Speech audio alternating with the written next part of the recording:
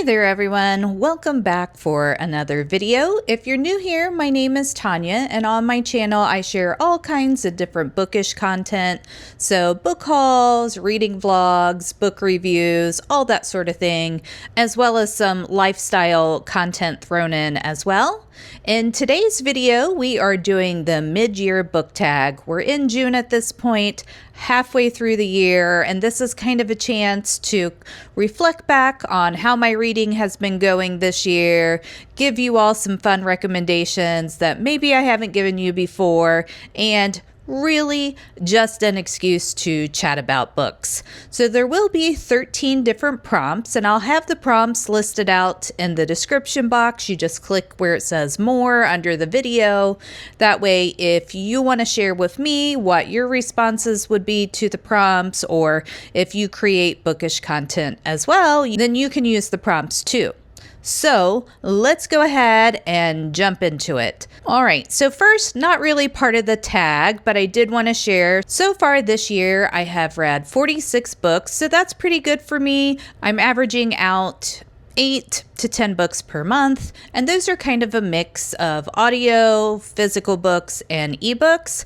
So feeling pretty good about the number of books I've gotten through this year, and I've read some really good books too. So not all quantity, but quality, as we know, is super important when you're reading as well. All right, and then as I said, there's 13 prompts, so we're gonna go ahead and jump right into those. The first prompt is, what is the best book you've read in 2026 so far? And for me, that's an easy one. That is Red Rising by Pierce Brown. This is a sci-fi dystopian, and I was shocked that I loved this book so much. I thought it was really well written. There was a lot of connection that I had with our main male character, Darrow, and Pierce Brown just created such a unique world. And the book had so much emotion in it that I loved every minute of it. This one was a 5-star read for me. I'm going to be continuing on with the series this month with the second book, which is Golden Sun. So I would say, even if you are not typically a sci-fi or dystopian fan, you should definitely give this one a try. The world is set up in kind of a color hierarchy, with red being the lowest and gold, of course, being the highest. And our male main character, Darrow, he is a red. He is a miner on Mars. Miner as in, digging in the dirt, not minor. Well, I guess technically in our world, he would also be a miner. He's 16 years old when we meet him, and he's already married at this point. That's kind of how the civilization on this colony in Mars is. The red, they're at the bottom of the barrel. They do all the grunt work, but they think they're doing it to prepare the planet to allow others to move here and kind of get off of Earth, because Earth has deteriorated to a point where it's not really livable. So he's been working in the mines his whole life, just like his family has been, and the living conditions aren't really great. And he learns that things are not what they seem to be, and ends up that his whole existence and the existence of all the other Reds has been a lie. And he ends up becoming part of a rebellion. He goes off to an academy so he can try to infiltrate up to the gold level and kind of take the system down from within. And I know that for some people, this first book isn't their favorite, but I thought it was amazing. Some people feel like there's some YA moments in it, but Darrow, when we meet him, is 16. And even though they're going through some really adult kind of things at this academy, he and all the people that he's at this academy with, they're still young. So yeah, there's a little bit of a YA feel for some of it, but I thought it was really appropriate and I loved every minute. Highly recommend. Then the next prompt is, what is the best sequel that you have read so far in 2026? And I have read quite a few good sequels, but my favorite one by far I just finished, and that was The Ballad of Falling Dragons by Sarah A. Parker. And this was my most anticipated release of the year. I love When the Moon Hatched. I thought it was such a unique world, and the writing was so lyrical, and Rave in herself was such a unique kind of female main character that I couldn't wait for this book to come out, and it did not disappoint. I cried multiple times, so even when this book was wrenching out my heart, I was still loving every minute of it. And if you haven't read this series, I would definitely recommend. This was a 5-star read for me, which When the Moon Hatched was also a 5-star read for me. It is a trilogy, so there will be a third book coming out later on. I don't think there's any sort of a release date for it yet, but if you're someone who loves epic fantasy, detailed world building, a unique magic system, and dragons, then you're gonna like this book. And on top of that, it has a love story of all love stories in it. So it ticks all the boxes if you're an epic fantasy fan. So definitely one to pick up. All right. And for our third prompt, it is, what are some new releases you haven't read yet, but you want to? And for me, I have two that are kind of standouts that have already come out. I do have some bigger anticipated releases later on in the year. But as far as books that have come out in the first half of 2026, the two I'm most looking forward to reading at this point are Verity Guild and Starside. So we'll talk about Starside first. This is by Alex Astor, and this is her adult fantasy debut. And what I really like about the sound of this book is it is a very detailed world. It does have trials in it, which I always really enjoy. And, you know, a story of revenge and a strong female main character. So for all those reasons, I'm really looking forward to reading this one. We kind of have two different sides of the realm. One is called Starside, and that is where all the magic is and where the immortals live. And the other part of the realm is called Stormside, and that's where all of the humans and kind of, you know, the not so lucky ones live.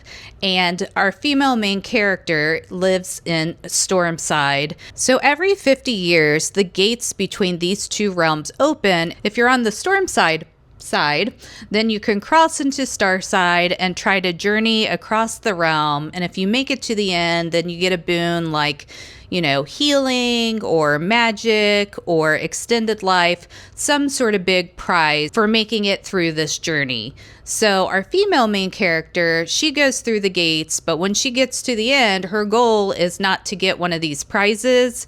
It's to take the immortals down from within because they had killed off her family. So she sees this as the perfect opportunity to get her revenge. And there is a love story along the way. Like I said, this ticks a lot of boxes for me. So really looking forward to reading this one. And then the second one I had mentioned, let me pick it up here.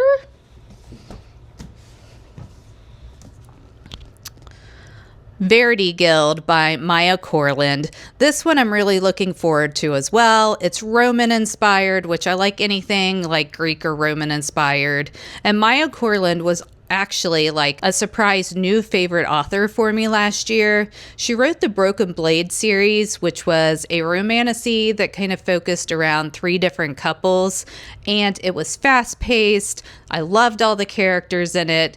Maya Corland's not afraid to, you know, off someone if she needs to. So lots of plot twists, lots of surprises, and I'm hoping all of those things will continue in Verity Guild. So that's kind of why this one is another one high up on my list to get to as soon as possible. And then kind of following on that new release theme, the next prompt, number 4, is what is my most anticipated new release for the last half of the year? And for me, that is The Wretched Divine by Adeline Grace. I really enjoy Adeline Grace's writing. She wrote the Belladonna series, and I loved each and every one of those books. Her writing is very atmospheric and tends to be more on the dark gothic side, which is also something that I really enjoy.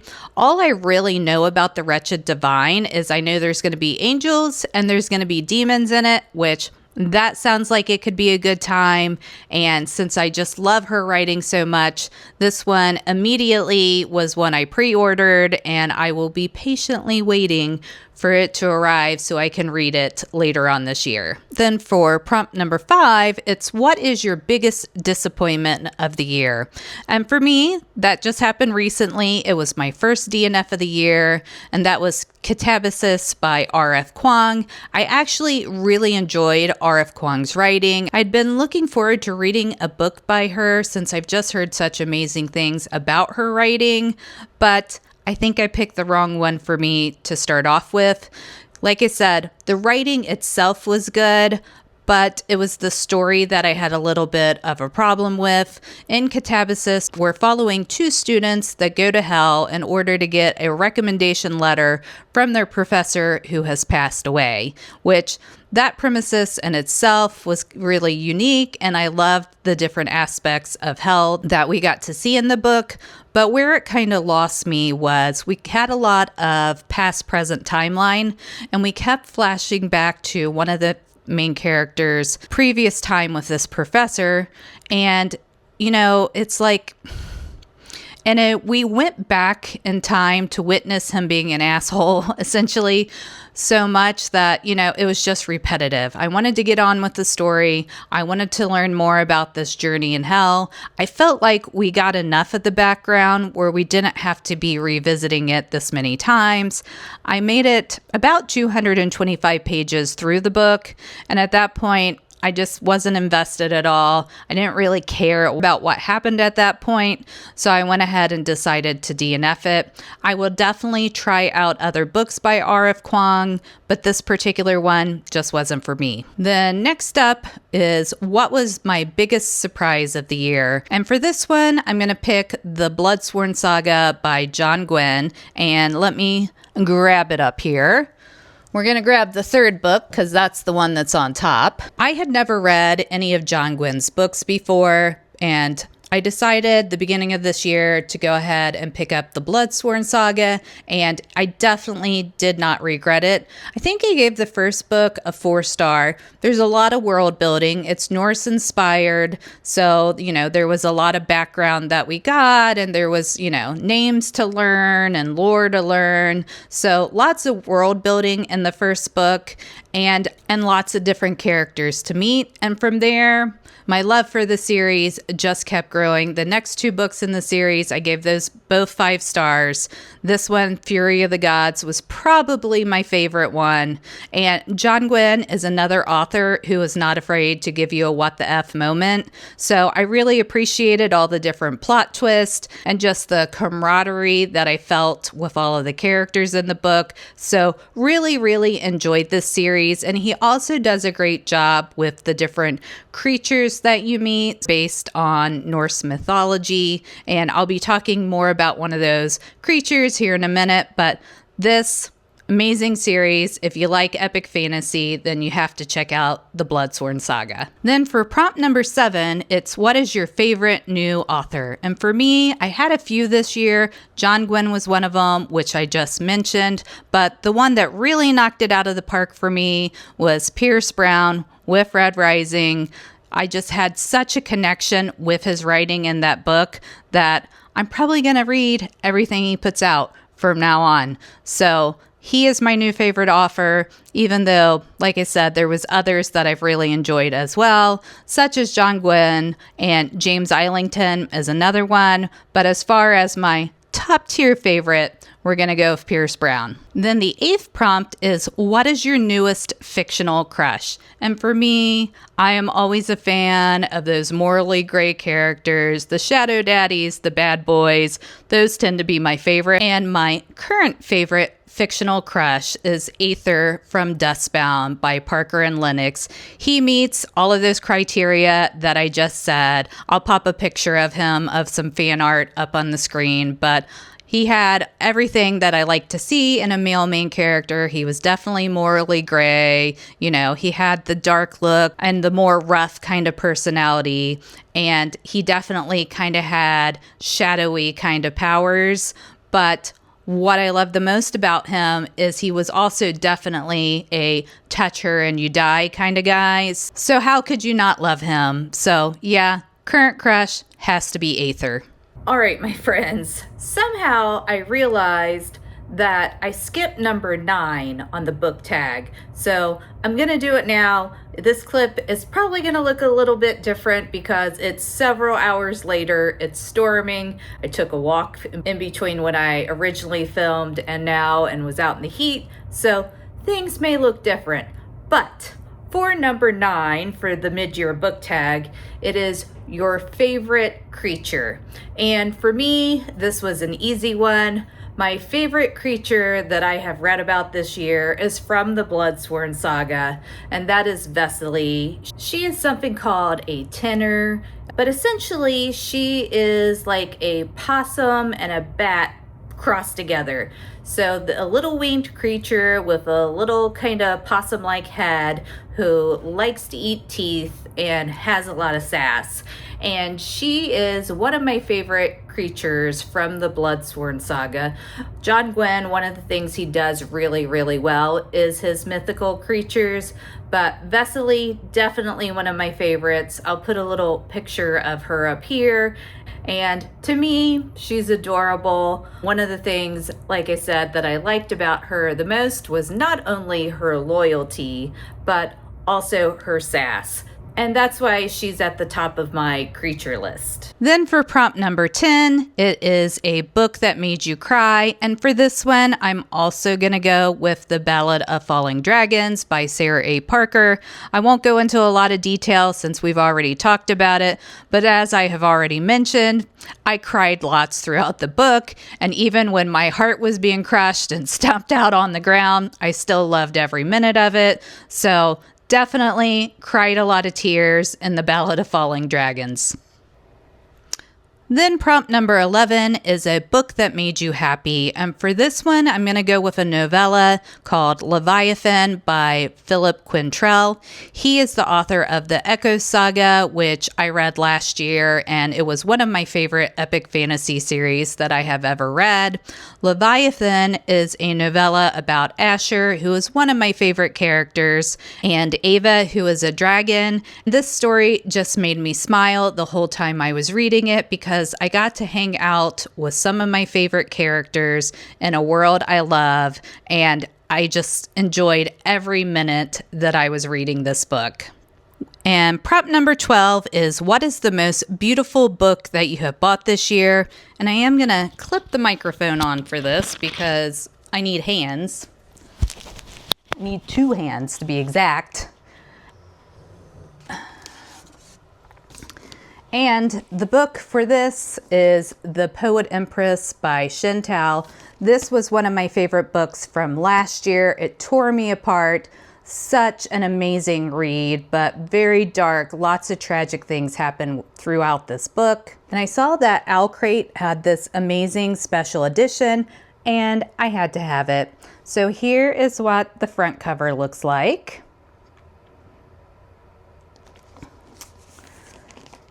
And the back, and we have these beautiful foiled red sprayed edges. There is also a ribbon bookmarker in it, but now let's look at the really gorgeous parts. So that's what the naked front cover looks like, and the back.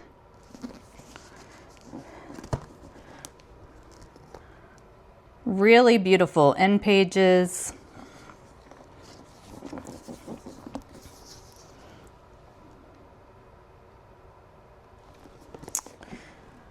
And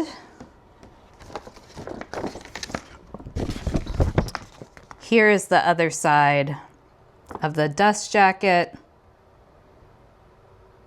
So this definitely is a prized possession for me now. Favorite book and a beautiful edition that I can proudly display up on my shelves. And then our final prompt is, what are some books that you need to read by the end of the year? And I still have 13 books left on my 26 books for 2026. So I would say these 13 books are ones I need to read from the end of the year. So just to name a few of them, one is Heavenly Bodies by Amani Eru. I have Cleopatra on there that I want to get to, which isn't necessarily fantasy. It's probably more historical fiction, but I love anything about Egypt. So that is one that I definitely want to get to. I want to get to the third book in the Mistborn saga by Brandon Sanderson, so I can kind of finish that series out. Another one is Deliverance of Dragons by Mercedes Lackey and James Mallory. This has been a series that I've been reading for, I think, since 2009. And last year, this final book just came out. So definitely want to get that one read. I reread the first two books in the series last year. So I just have this third one to go ahead and finish up. Another one is The Wretched Divine that I already mentioned by Adeline Grace. The Raven Scholar I really want to get to. That's one of these 13 books I have left as well. But I definitely feel like I've been making good progress on this list throughout the year. So I think I'll finish it. I think I'll make it to all 13 that are left. But yeah, those are the main ones that I want to get to before the year ends.